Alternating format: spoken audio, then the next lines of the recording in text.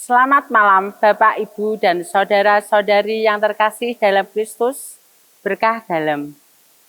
Kembali berjumpa dengan Remas STMJ, Renungan Malam Singkat Gereja Stella Maris Jepara, Rabu 10 Juni 2026.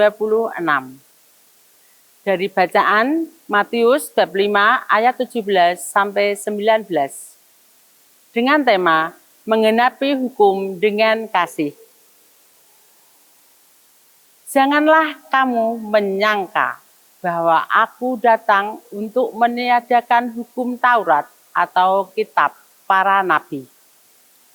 Aku datang bukan untuk meniadakannya, melainkan untuk menggenapinya, karena aku berkata kepadamu, sesungguhnya selama belum lenyap langit dan bumi ini, satu iota atau satu titik pun tidak akan ditiadakan dari hukum Taurat sebelum semuanya terjadi.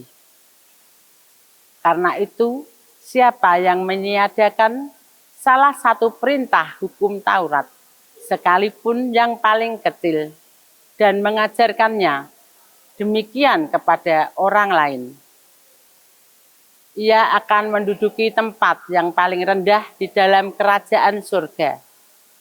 Tetapi siapa yang melakukan dan mengajarkan segala perintah-perintah hukum Taurat, ia akan menduduki tempat yang tinggi dalam kerajaan surga.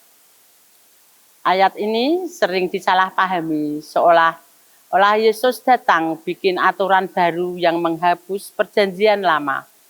Padahal Yesus justru bilang, ia datang untuk menggenapi hukum Taurat. Yang pertama, Yesus menyempurnakan, bukan membatalkan. Hukum Taurat tujuannya menunjukkan kekudusan Allah dan dosa manusia. Yesus datang memenuhi itu dengan hidup sempurna, mati di salib, dan memberi Roh Kudus supaya kita bisa hidup sesuai kehendak Allah dalam hati, bukan cuma lahiriah. Jadi bukan lagi jangan membunuh saja, tetapi bahkan marah dan membenci pun sudah soal hati. Standarnya naik, tapi kasih karunia juga berlimpah. Yang kedua, setiap perintah Tuhan itu penting. Yesus bilang, satu iota atau satu titik pun tidak akan ditiadakan. Artinya, tidak ada perintah Tuhan yang remeh.